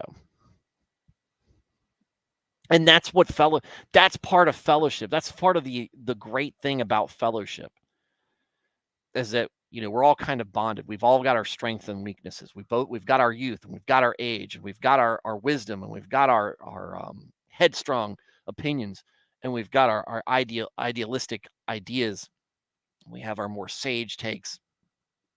And then we have and we're the circle, and in the middle of this fellowship, you have scripture and God and worship. And we all need to have our hands there on that and basing our perspectives on that. And we need to cherish the youth in our lives and the age in our lives as well. Yeah, again, I'm glad I'm here because I needed to hear this. Emmanuel, I met my girlfriend at 25 and she was 20. I've been with her for close to 8 years. Thank God I was sober by the way. Yeah, so by then, or I would have blown it. Yeah, I forgot. MR's gone through a similar gauntlet. Base judge. He is. He's great. A man who is concerned about the weight of responsibility that is on his shoulders is a man that a man that I trust in that position. I thought when they selected him, I thought he was a great position, and then not long after that, we made him an elder, and I thought that he was. I couldn't think of a better candidate at all, within or without our church. He is a man I think that is. He's got it. He's got a knack for it. That's his calling. Hey, Mar, thanks, man. I told my mom and my sister, if the woman can't handle the dog, I have them. She's not worth because she's going to be threatened by a piece of steel and plastic. Come off of it. Yeah. Well, look, you got to understand that pill's hard to swallow for somebody who's especially for a normie. Because let's just say, most women are normies. They just are. My wife, she thinks all this internet stuff, the discussions and all these rabbit holes I go on, they're incredibly silly and dumb. And she's got in some ways, she got better perspective. I separate myself from the world, right? But you got to imagine, put yourself in the shoes of somebody, you bring them home, they bring you home, and there's this doll, right? What is this? Oh, it's it's for it's for pleasure. What? It's what? Which probably is a better answer. Probably is a better, less awkward answer than, well, I use it for dress up. You use it for dress up. It's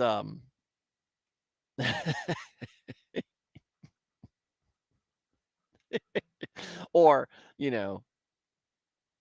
all the other things that you would have a doll for. Maybe that's the least awkward reason to have one.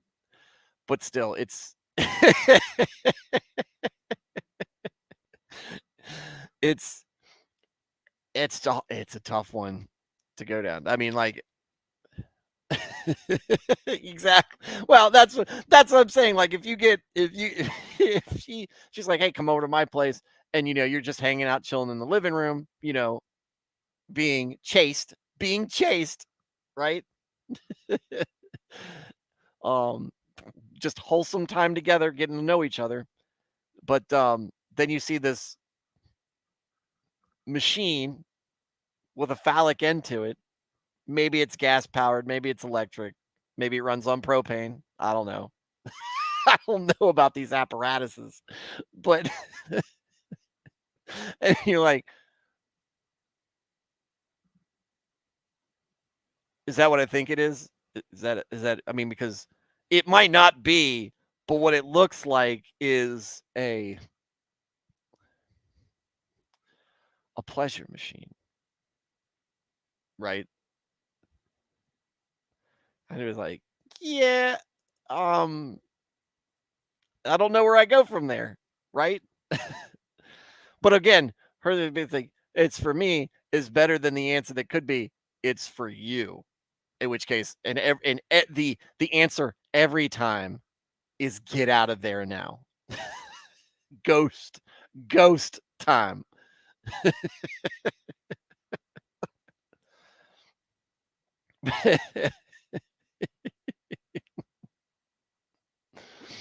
I don't know how to handle. I don't know how to answer that one on either end.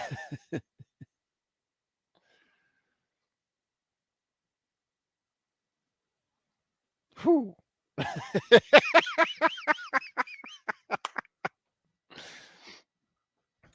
Emmanuel,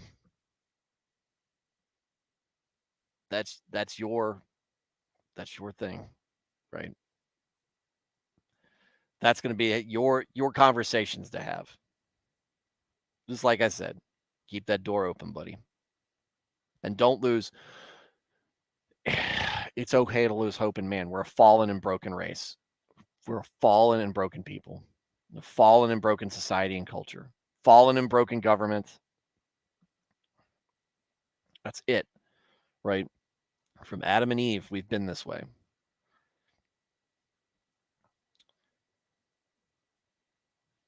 It's the individuals that we see here, the Hezekiahs, the Josiahs, the Solomons, the Samuels, Davids, Moses's, Noah's, Deborah's, Samson's.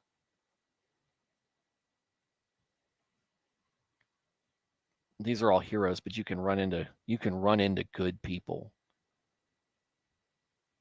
all the time. And you can be one yourself. And think of that this way. If you can work to live a life close to God, anybody can. If I can do it, anybody can do it. And so my job is not to be harsh and overly judgmental.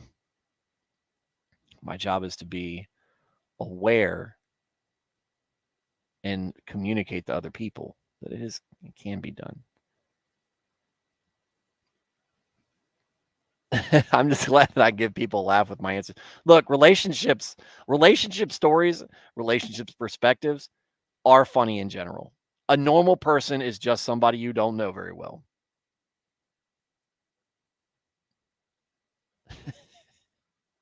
All right. Let me cash this in. This has been great. I thought this is how this starts. Mondays or times that I've been away for a few days streaming. Sometimes they start off as bangers. Sometimes they build up momentum. And I thought, I was like, man, ain't nobody here tonight. It was just me and Blaine. And look at this, 2+ hours later. We're really off the rails if we're talking about sex calls. MR, catch it on the replay. Catch it on the replay. These were especially 23. 23 was really good. Well, yeah, it was a good episode. This is going to be one of the ones where I'm going to say that there was a lot of good content on it. So with that said, MR, Emmanuel, it's great. Crap, let me scroll up. Nico, who's listening, I'm assuming. Matt, Blaine, who's streaming now. Porcupine, Alex.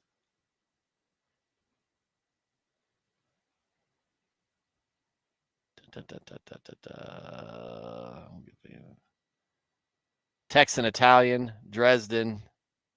Y'all guys, part of the chat, blowing it up, bringing your good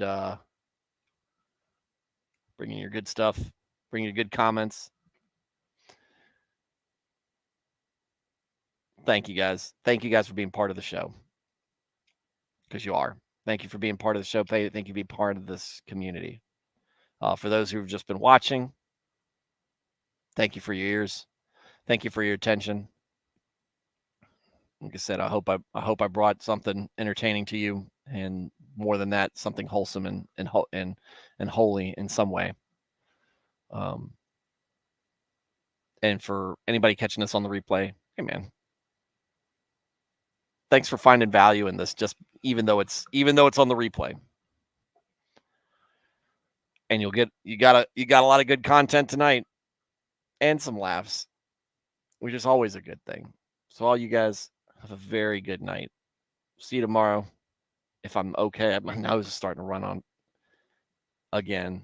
I might be a little under the weather. I've been waiting for the hay fever to kick in, but whatever. Everybody, you guys have a good night and God bless.